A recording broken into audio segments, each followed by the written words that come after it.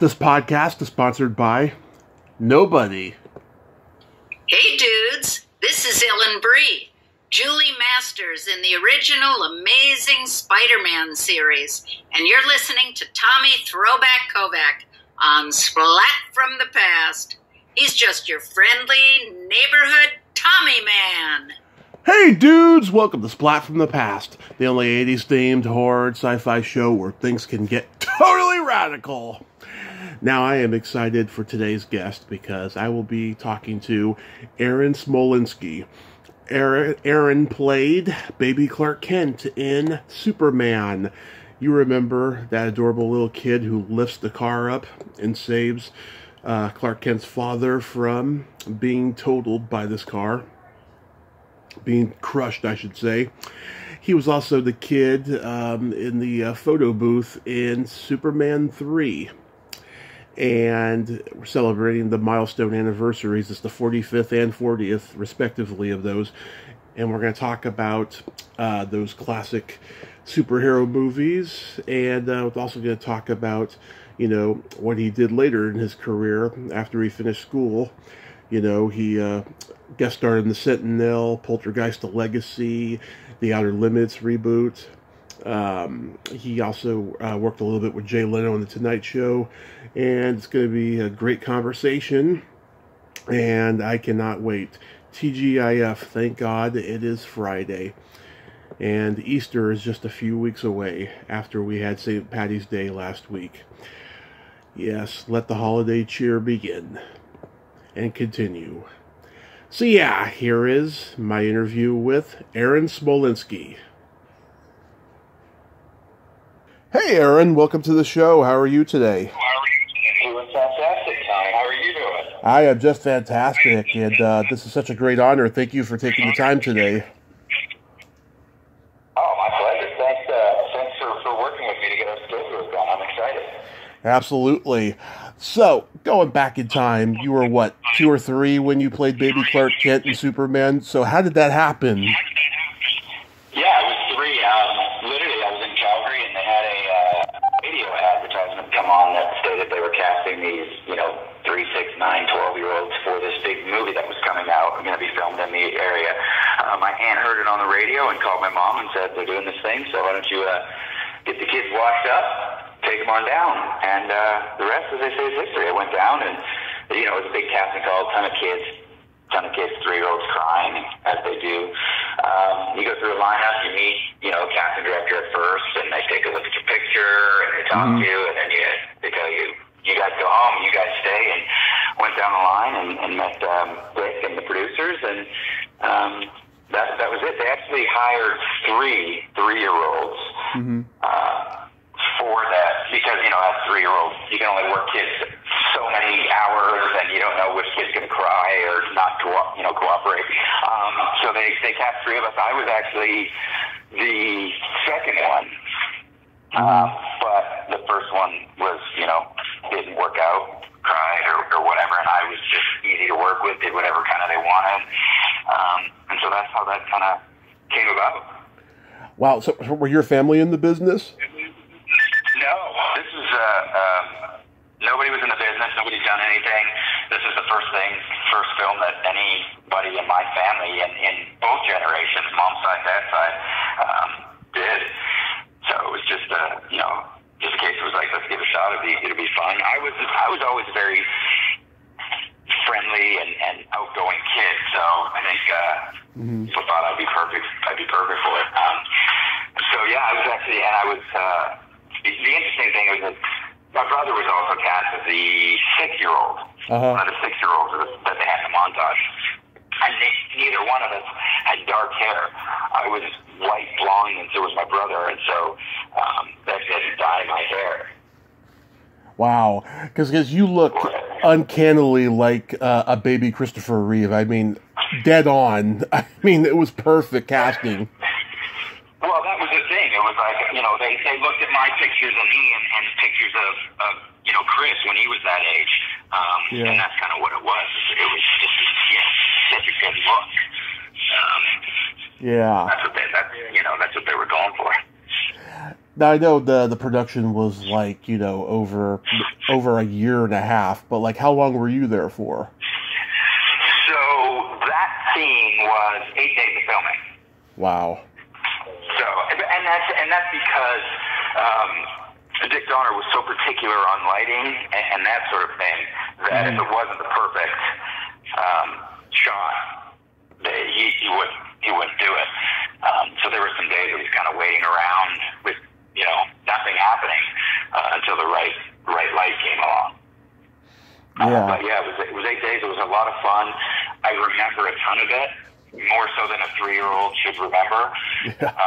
People are always shocked about the fact that I do remember, stuff. I remember lifting the car. I remember my arms being sore from holding, them up for so long. I remember the capsule. I remember being in the capsule. I remember just kind of chilling with Dick Donner. I remember talking in his walkie-talkie and having lunch with Jeff East and, a lot of that stuff. Yeah, I've had Jeff on. Go ahead. I've had Jeff on. He's an interesting guy.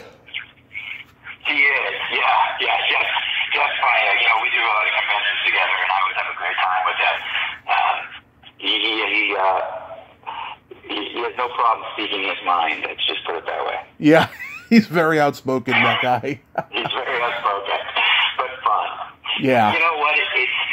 It's really a crazy thing because all of the cast from Superman, because we'll do these reunion conventions, and they are all just really, really nice, good people.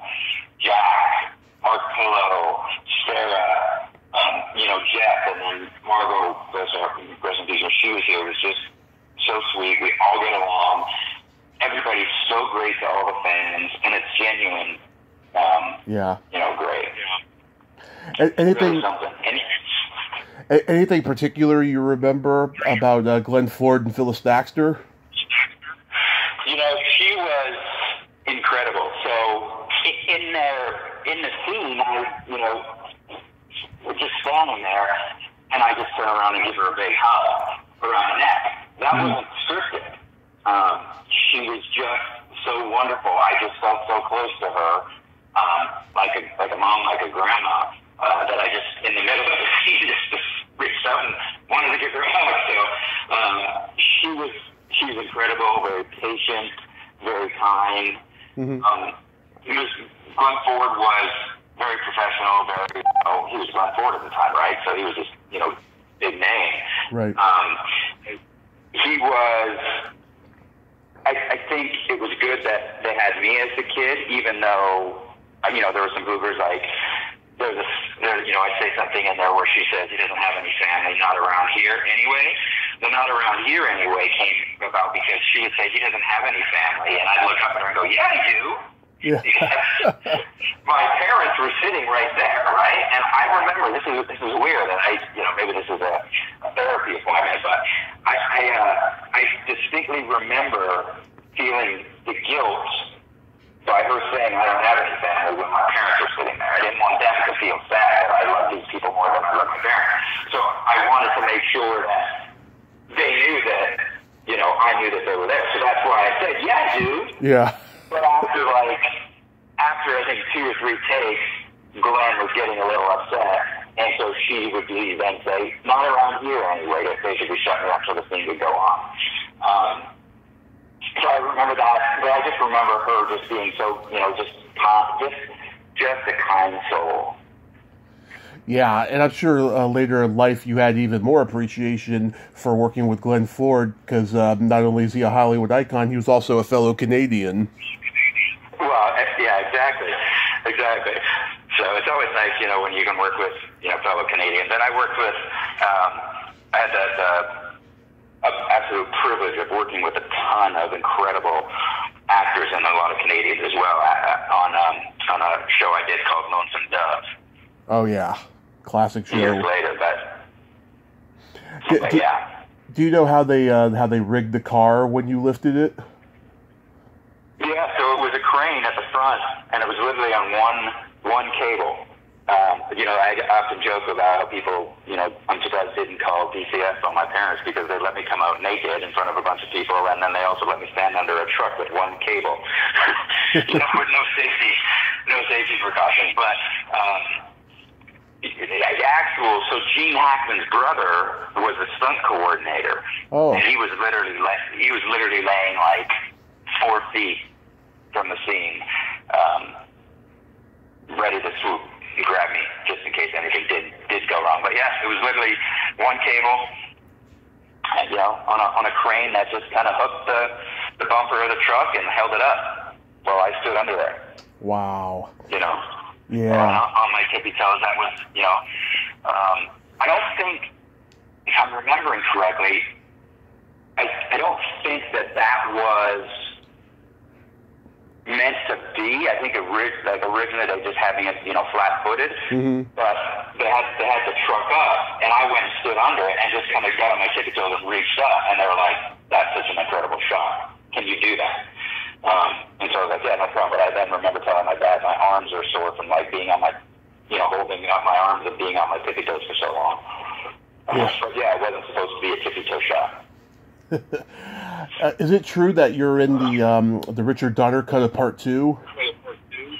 Yeah, so they basically just use the same scene from Superman, the original Superman. But it's like a trivia question that I get to be in is who are the actors that have been in the most Superman movies? I think I'm that one because I was in Superman 1. I count 2 Supermans, right? 2 Superman 2s. Superman 3 and then Man of Steel. And then most recently I just did a fan film called Superman Solar. Granted, it's not the same as like a Warner Brothers Superman, but which is great in that one because now I'm the only actor that ever played Superman and Lex Luthor. Wow, that's pretty wild, huh? But yeah, I was in the Donner cut, and then I did Superman 3 as well, which was shot in Calgary, and at that point I was 8, and I was kind of the kid that you would go to in Calgary if you were there to shoot a commercial or something like that, just because I've been in it so long, and I was just kind of a veteran and well-versed, and they didn't waste camera time or anything like that on having a kid there that wasn't going to listen. And so that wasn't. So Superman 3 kind of came about is that they were casting that part, and so it was kind of like, okay, well, let's do Aaron Smolinski, and then it kind of came out later in the casting process that it was like, well, wait a second here, you were the baby in Superman 2. This is fantastic. Yeah. And that's when I first met Christopher Reeve. Yeah, what was he like? Set of Superman 3. Yeah, what was Christopher Reeve like? He was great. I mean, there's other people that have those stories about him. He was very, method and very serious. And but when I met him, I distinctly remember my hand disappearing into his hand when he shook my hand, just because he was so big. Yeah. But was very nice and kind to me and everything, and it was great. It was, that was when I met him on the actual set, when I did the photo booth scene. And then I met him again in High River when he was filming the scene in High River, and I was just there doing some interviews. And it was lunchtime, so we sat and ate lunch in the tent, and he actually ate lunch in the tent with, the crew, the background actors, me, and I sat and I ate lunch with them, and that really instilled a lot in me, being humble in the business and just as a human, because, there are other actors that would have their limos pull right up to their trailer or just go in the trailer and have other people bring them. It just wouldn't. But here he was, a big, huge Hollywood star, Superman, and he's sitting, in the tent in a white T-shirt, eating with everybody else, including an 8-year-old. So it was, he really instilled what Superman Yeah. How was Richard? How was Richard Lester as opposed to Richard Donner? I mean, you can't even compare the two. Yeah. Richard Donner was one of the most incredible humans and generous humans I've met. Kind, was incredibly talented. Was about the business and getting stuff done, but was also about having fun and listening. Like, for example, when he was directing me in Superman, he wouldn't say, "This is what I want you to do. This is what how I want you to react," because he knew I was 3 and it would come across as acting. He instead would ask me, "If you were in this situation, how would you react? What would you do? Let me see it." So that's how he would get the natural acting to come out, right? Of me, as opposed to, Richard Lester was very much like, "This is the scene, this is how I want to play, this is what I need you to do." Yeah. So it was it was a lot more strict, on the Richard Lester set versus the Richard Donner set.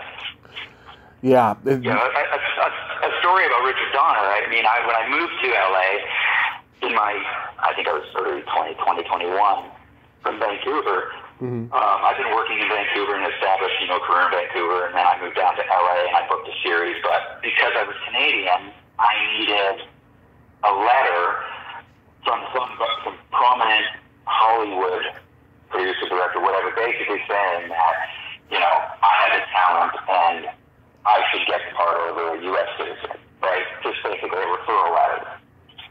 And so, at the time, before that, I was walking down the street in Studio City, California, and I see this sign on like an old Dave's record, window saying, "Richard Donner and Tom Mankiewicz are going to be here for the release of the Superman DVD on such and such a day." I'm like, wow, I haven't seen this. I gotta show up. So I show up to that, and I'm kind of just standing in that big line of all these fans that are there. And all of a sudden, this guy, Jim Bowers, who runs CaseWonder.com, looks at me, and he's like, "Are you Aaron Smolinski?" I'm like, "Who's this guy?" Yeah. And he's like, "Oh my gosh, this is you." He pulls up a magazine and shows a picture. He's like, "You gotta get up here." So he brings me up to the table where Tom and Dick are. And Dick kind of looks at me like inquisitively, like, "Who's this guy?" And Jim knew Dick well at that point and brought me up and was like, "This is so-and-so." Like, "Oh my God, so nice to see you. Thank you. I don't want to disturb you." And Dick's like, "Get in a chair." So he made them get in a chair. I sat at the table, signed some stuff with them. And then, like, 2-3 months later, I get this part and I need this letter. And so Jim's like, "Well, why don't you just email this office?" So I did. I emailed the office. And then I called, long story short, his assistant on the phone, and I tell him the scoop, what I need, and he goes, "Just 1 minute." Next thing I know, Dick Donner gets on the phone, and he's like, "Aaron, how are you? Blah, blah, blah. What do you need?" I told him. He's like, "All right, I'll have it to you. Jason will email it to you in 3 days." And sure enough, 3 days later, I had an email from, Dick Donner saying that they should hire me for this pilot, and that blah, blah, blah, and me, and he'd hire me, and all that sort of stuff. So that's just the type of person that he was. He could have, like, been at the record store, been like, "Oh, hey, good to see you again," and then whatever. But he just was that type of person, So I was very lucky to have this incredible experience with Chris, who's Superman. Now, granted, on the original, like, Superman the movie, I had no idea what Superman was or anything like that. But now, cut to Superman 3 on 8. Now I know this movie is huge, it's massive, he's massive, Dick Donner's massive. So I was very fortunate to have role models of Chris, of what it's like to be humble and be, and then later down the line, again, to see another huge, Hollywood type Richard Donner with his humbleness and kindness. So, and again, it's a weird thing about the whole Superman aura, but it really is just a bunch of kind. Mark McClure, incredibly kind, and It's just a really weird thing. And then, I was working on Lonesome Dove, and a lot of the crew had worked on a Western with Chris. I think it was called Black Fox, I want to say. Mm-hmm. And so they knew him. And then when he had his accident, everybody obviously was devastated. So we all got together and bought this masked card, and we all wrote in it. And I wrote in it, get well, and, you probably don't remember me, but I played you, blah, blah. And he got it, and he actually wrote everybody, and then wrote me separately, saying what a pleasant surprise it was to see, a note from me. Wow. Did you get to see Richard? Did you get to see or meet Richard Pryor? I did. Well, yes and no. A lot of people didn't get to really see Richard Pryor on set. Let's just put it that way. Yeah. He was very stuck himself and he did his thing, and yeah, people badmouth Superman 3, but I like it, and I was born 2 weeks before it came out. Oh wow! Yeah, it's funny the opening slapstick sequence of credits for when it's played on TV. They cut it out and they put the space credits of like the first two movies in place, I guess, for time. Right. Well, too, don't forget, Yeah. That way, it was a completely. You can't go from Richard Donner to Richard Lester type of direction and have it be the same film. Right. I didn't see Man of Steel, but you had a role in that as well? I did, and that was, again, a Dick Donner thing. I knew this was coming out, and I was like, this could very well be the last Superman movie. How cool would it be to, be in the first and be in the last? And so I reached out to Dick again, basically saying that, and he said, well, send me over your stuff. So I sent him my headshot resume, and he sent it over to Zach, and that's how that came about. They wrote me in, and the funny story is, it was a process of like 7 months where I didn't really know what was happening other than, yeah, you'll be in it, and then it was like, okay, 2 weeks prior, it's like, all right, you're filming on such and such a date, and we'll send you, your lines or whatever. Mm-hmm. And I didn't get my lines sent to me. I just got all the information of what I was playing and where I was supposed to be. I show up, and you always have what they call our spies in your trailers, which are basically the scenes that they're going to be shooting that there in the lines and the dialogue. And so I had the sides and the scene, but there was no lines for me, right? And I was like, well, that's cool. No worries. I'm just happy that they wrote me in. I'm going to be in it. Yeah. So we're on set, and we're blocking, and we're doing a rehearsal, and then, the line is being spoken, and then all of a sudden there's this, pause, and Zach looks at me, and he's like, that's your line. So I felt stupid, because, he wrote me in, he's like, what did I just do? But on top of that, I had to kind of look at him and be like, I didn't get a line. I didn't know I had a line. Yeah. He's like, yes, it's not your side. So the sides they gave me was missing my line that they wrote in. But yeah, so I played a communication officer and just like a cameo, small scene. So it was a lot of fun, and I was interested in meeting Henry Cavill. And, I got the same feeling when I met him on set that I got when I met Chris. Just very warm soul. You meet people and you just kind of feel warm and comfortable around them. Oh, yeah. Yeah, and that's what it was with Henry as well. And he knew, and he kind of said to me, we were just talking about it, and because I asked him, I'm like, I said, pardon this question, and don't answer it if you don't want to, but you must feel like you're under so much pressure. You're carrying a movie, you're the lead in this, iconic movie, and you're going to be compared to Chris as Brandon and as everyone has. That's got to be something. And he said, it is. He said, but, I so respect what Chris did. He said, I wouldn't be here if it wasn't for him. Oh. So I really want to, honor that. Mm-hmm. But at the same point in time, I don't want to make a mockery of it and copy it.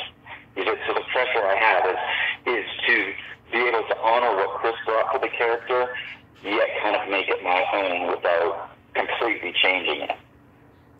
That's great that you have integrity like that.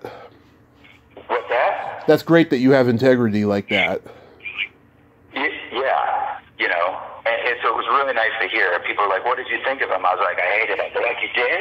I was like, yeah. I said, just imagine that everybody in the world gets together and they're tasked with creating like the perfect man.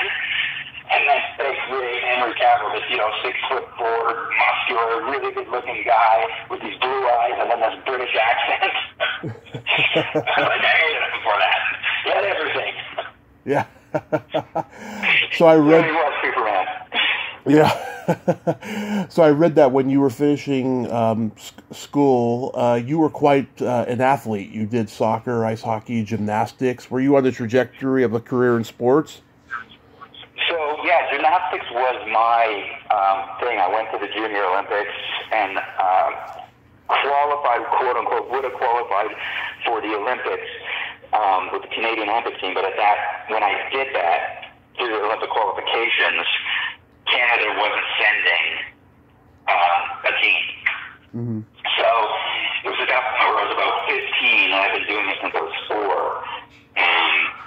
That I kind of looked and I was like, all right, this isn't really going to go any farther for me, and I'm training 4 or 5 hours a day.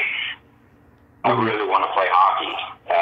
So at that point, I messed around with hockey. So I retired from gymnastics and then went into hockey. And, because of my athleticism, I played, not like I was never going to make the NHL because I basically started it so late. But yeah, so I played hockey for a while. I still play in adult leagues now. My son plays. Mm-hmm. But yeah, athletics and gymnastics was kind of my thing. We moved from Canada down to California when I was in 6th grade. Mm-hmm. And I actually stopped acting at that point and focused on gymnastics, solely. Mm-hmm. Then we moved back to Canada. I think when I was going to grade 9, that's when I retired, and then didn't get back into acting until after high school. I graduated high school when I got Lonesome Dove, and that was kind of the same sort of thing, in where they were looking for a stand-in, a double for the lead actor, mm-hmm. and I was a spitting image of him, and so I got that with his stand-in, and then did some episodes, got back in acting on that, and once that ended, so after season 2, they weren't going to do season 3. I realized that's kind of what I wanted to do, and moved out to Vancouver, and then just started, working back up into doing, small parts and bigger parts, and then landing leads, and then that's what brought me back down to LA. Yeah, because you were studying psychology, weren't you? Yeah, I was in university, and then was studying psychology. Was going to be a child psychologist, and then my grades weren't doing great, so I was actually asked to leave on academic probation for a semester. And at that time is when I got Lonesome Dove. Mm-hmm. I was kind of like, all right, here we go. And the funny thing is my parents didn't actually know that I quote-unquote got asked to leave for a semester in university, because the timing worked out where it was Lonesome Dove, and I said, this is what I want to do. I'm going to choose to take a semester off and go do this show. It wasn't until years later until I actually told my parents. I was like, well, by the way, I got asked to leave university. I did university of child psychology, and then worked on Lonesome Dove, and it was such an incredible experience. Working on a Western and getting to ride horses, and I ended up kind of volunteering at some stables on my off time and to help train horses, and I learned how to Lonesome Dove, and I got to work with incredible actors, Billy D. and Robert Culp and Dennis Weaver and Devin Sawa, just incredible actors, and that a lot of young actors or people starting out will ask me, what's your recommendation on how to get started? And I will say 7 days a week and twice on Sunday, if you can get a job as a stand-in on a set, do it. Do it. Even if you've had a few acting gigs and you think you're too big for do a stand-in, because you know, with acting, there's so much technical stuff to it. Being your mark, finding the light, not blocking somebody else's light, making sure you don't lean, you know, that takes away from a lot of performances when you're just starting out, because not only you got to worry about your lines, but now you got to worry about all this stuff, and then making it all seem natural. That I had done so much of that for the actor that I was standing in for, blocking the scenes, that when it came time for my scenes, there was no like, oh, we have to do another take because you blocked this person's play, or we have to do another take because you missed your mark. It was all strictly based on performance now. I didn't have to worry about any of that stuff. Now I knew that I would always hit my mark. And I could just deliver a performance. So I always tell people, you get the opportunity to be a stand-in or something like that, do it. And then soak up everything you can on set for the technical aspect of it. So when you get to set as an actor, you're going to be, you know, you're going to be so professional that people are going to be amazed and they're going to want to work with you. Right. Any memories of guest starring on The Sentinel? Yeah, which was great, right? Chris Nolan, I got to work on Man of Steel with him after, you know, well, that was Jag, actually, that he was on, was Jag. The Sentinel, yeah, I remember The Sentinel was fun. You know, and then Viper and Outer Limits. Yeah, The Outer Limits had Ralph Macchio. Yeah, it had Ralph Macchio, and that was pretty cool, because, you know, I kind of fanboyed a little bit on that, because she was a crowd kid. It was so crazy, too, because I think at the time, he was like, when I did Outer Limits, he must have been 50, late 40s. Late 40s, definitely. Yeah, you know, but was playing like a young, he just looked so young, but that was a lot of fun, you know. Yeah. It's been great, and then, you know, I took time out again, and you know, looking, you know, trying to get back into it again, and you know, it's definitely where I find myself to be the most at peace and the happiest is when I'm on set. Yeah. You know, and I'll hang on set, you know, even when my scenes are over, just instead of going to a trailer or leaving or whatever, just because it's just a wonderful place to be. You know, and working with the people, you know, that I've been blessed to work with, you know, and just like even Eric McCormick, you know, who was Will from Will and Grace. Right. Every time I see him, he still remembers me and you know, comes up, and it's just a lot of bonds are made. Some are broken on sets, but for the most part, it's really a great place to be. And when I first started the conventions, I was kind of like, nobody's going to care about me. I mean, that was like in 7, 8, you know, who's going to, and somebody said, just come do this one, and we'll see. And I did it, and I was, you know, it's amazing how this movie has transcended so many generations, and it's still as popular, if not more, now, 45 years later, as it was back then. You know, and it touches me, you know, because I'll talk to everybody that comes in, and to hear the stories of the bonds that were made between kids and their parents to go see this movie, and how it touched people's lives, and, you know, how it made people want to be good, you know, people when they grew up. Yeah. Really amazing and touching and humbling, and I don't take any of it, you know, any of it for granted at all. It's pretty special. And I don't. Yet now you look at it, people say, "Oh, it's so cheesy and it's campy."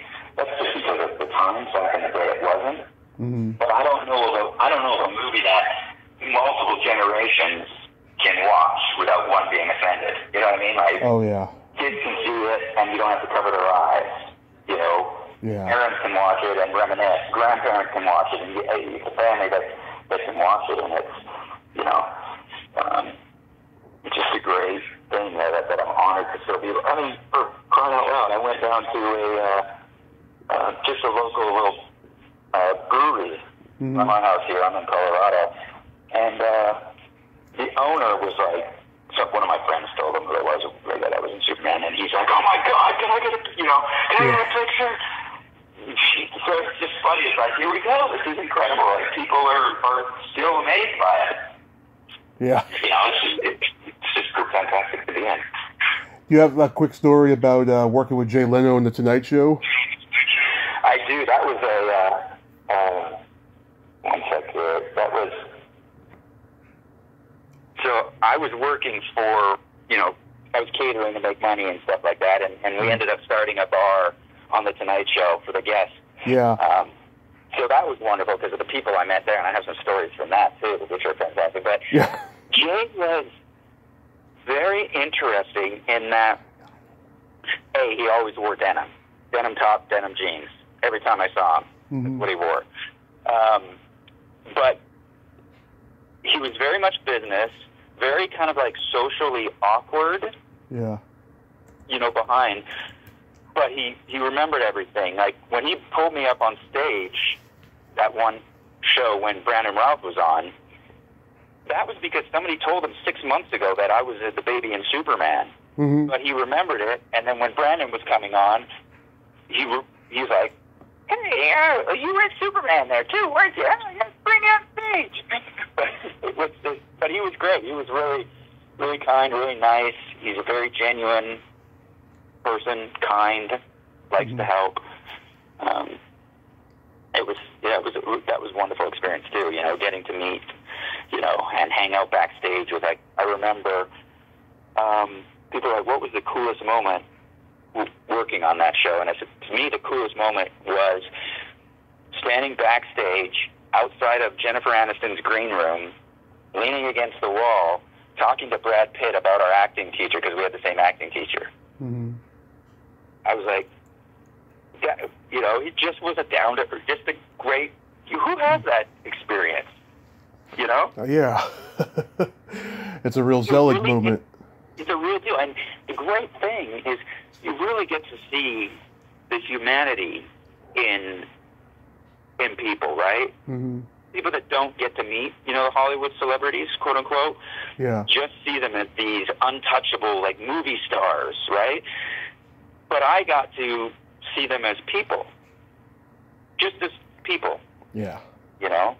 Which is pretty special. I'm pretty, lucky and blessed. And then there are some other people that I would just rather not have met at all. But of course, we all have those. Yeah. Quentin Tarantino, I know, got drunk backstage at The Tonight Show. Like, when the bar first opened, he hadn't been there since, before the bar was open. And then, people were talking about it. Yeah, that was he instilled the two drink rule. He really did. After that, he had 3 apple martinis out of like 30 minutes, and then they all hit on stage, and it was a mess. And after, I got a call from the executive producer, like, what happened? And so I explained, and I'm like, look, what do you want us to do? If they're asking us to say no, we can't. They're like, no, that's not your responsibility. But from now on, if they have 2 and they ask for another one, you got to just say okay, and then you got to call me, and we'll come down and see if they can have another one. Yeah. That's awesome. I love hearing that. Yeah. So what's next for Aaron Smolinski? What's the upcoming projects? So the Superman Solar fan film, it's going to be coming out hopefully in the next few months. Mm-hmm. They did an incredible job. Andrew List, the producer and director and the writer, he did an amazing job as far as the effects and all that. So I'm excited about that, where I play Lex. And then hopefully, I've been pushing them to do, we're starting maybe hopefully a kind of sequel to it, because the response has been great.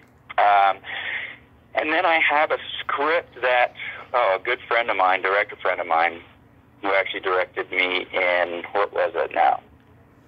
I forget what it was.